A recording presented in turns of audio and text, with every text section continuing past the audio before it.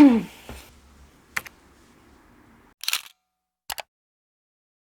are you taking a picture of? Are you filming a movie?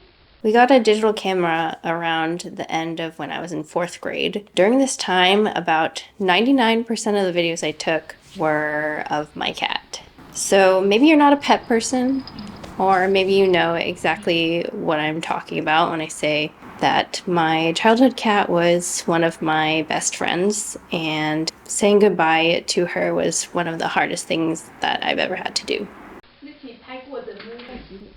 Her name was Angel. So I found this little frame at Goodwill. I thought, what better way to have a little commemoration to my baby kitty, a little baby angel, by replacing these baby angels with my baby angel.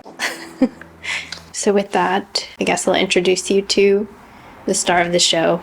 Let me start at the beginning. After begging for years for a dog when I turned 11, my dad finally caved and took me to get a cat. I am not the most selective animal lover, so I was still thrilled to be getting any sort of pet at that point that wasn't a fish. Nothing against fish, but you just can't cuddle them. So lo and behold, I found myself in a humane society in the depths of the suburbs at 11 years old, picking up a little tiny kitten. When I first saw Angel, someone was actually holding her already, but upon seeing my curiosity, she handed her over and said, "This is the cutest cat ever, you have to get her." So I had to get her. I went up to the desk, and as we were kind of signing off the paperwork, they asked me if I wanted to rename her. Her original name was Prissy, which I think actually may have suited her personality a little better. But I renamed her to Angel because, that's what she looked like to me. And she was about 3 months old when we got her, and I was so enamored. She would tuck her toes under the covers, like many kittens do. I'm sure if you have a cat or kitten, you've experienced this, and it's just so cute. She would snuggle under the covers, come under the covers, and I'd wake up with her, like, right in my armpit. I would play soccer with her. I would kick around the ball, and I would pass it to her, she'd pass it back. We would play hide and seek. She was always the first I would turn to when I needed comforting, and my brother didn't want to get involved. I swear she would hear me crying and just magically appear. I'd like to think this was to comfort me, but honestly, she could have just been really confused. Another fun thing about her is she always hated everyone who didn't live in the house. Like, if you were any sort of stranger guest or friend that just came over to visit, she would hiss. Like, she didn't let anyone get close to her. It almost felt in some ways special that she recognized the family and was so loyal to us in some ways. And yeah, maybe sometimes I didn't like strangers either. But basically all this to say was she was definitely a part of the family. And like family, our relationship evolved over time, or like any relationship.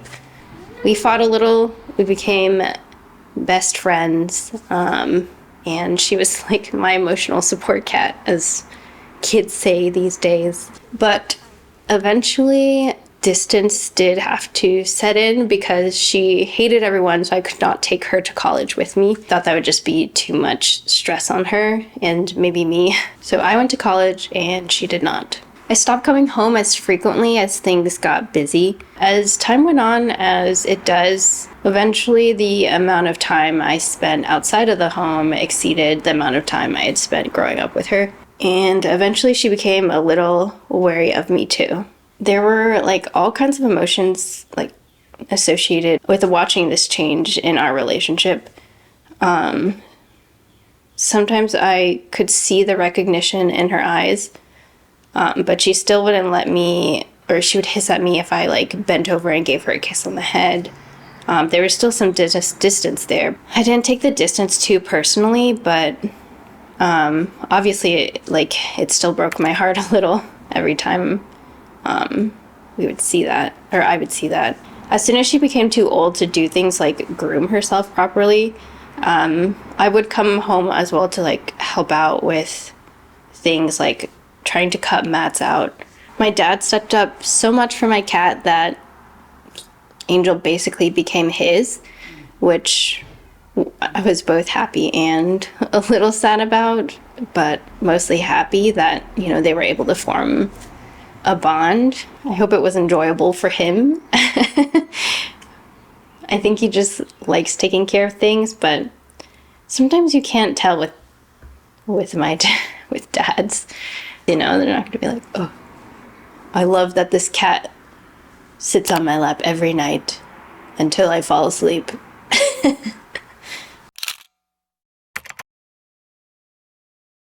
When she was diagnosed with oral cancer, I was kind of unsure how to feel about it. I mean, it felt like there were endless directions that my feelings could go. She hadn't been eating much in general, I knew that much, and her jaw looked swollen. It was obvious that she was suffering.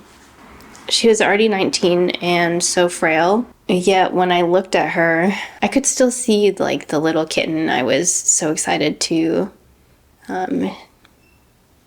take home and show the world to, take on walks. Because, you know, I wanted a dog, and part of the fun of dogs is like taking them outside. So I actually bought a harness. This little like 11, 12-year-old girl bought a harness and tried to leash train this kitten, which lasted all of 2 weeks. She was just a baby, so she would just attack the harness. It wasn't very effective. I have a few notes from when we put her down, and most of them ended up in apologies.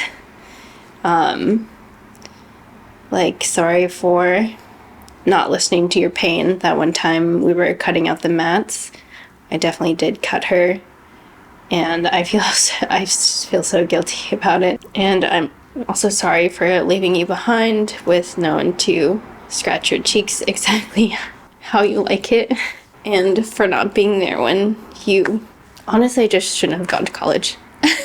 I think a part of this is like kind of a loss of my childhood, and I feel like maybe with, you know, the loss of other big people in your life, like your parents and family, the loss is just like almost like a part of your life or identity is gone.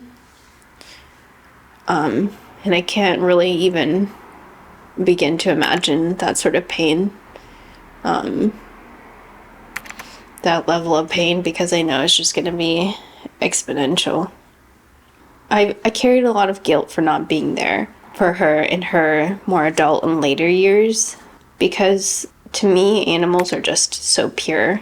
It's like they kind of just live for the people around them. I mean, as long as you feed them. Honestly, she was like one of the first figures to show me what complete unconditional love was, in a way that wasn't complicated. She didn't care that I was late to things. She didn't care that I was like too sensitive or overwhelmed by my own emotions half the time. She didn't care that I was like scared or lonely or couldn't read an analog clock in the 3rd grade, which was very far behind my peers, I think. And in fact, she helped me process some of these things, and she made my life better. All this she did for me as a child, and losing her, it feels almost like losing that feeling, losing that part of my childhood. If there's anything I've learned from my 30 years on this earth, it's that like life is not fair. Life does not operate on the human understanding of equality. It's not a meritocracy at all. I mean, there's an overarching attempt at it, but I don't think it's present. So because of this, it's important to develop the wisdom to see good things while they're happening, because that's like the good parts of life. That's the beauty of it. Anyways, I don't know who wants to watch an entire video dedicated to my cat where I just kind of cry about my cat. But I guess I could kind of say that about most of my videos. It feels right to produce from my feelings. Like, I hope this helps somebody maybe feel less alone in grieving their pets. And thank you so much for watching to the end of the video. Continue on if you so wish. I have a few treats in mind for the last few clips. So, now you hang up. Just kidding. Okay, bye.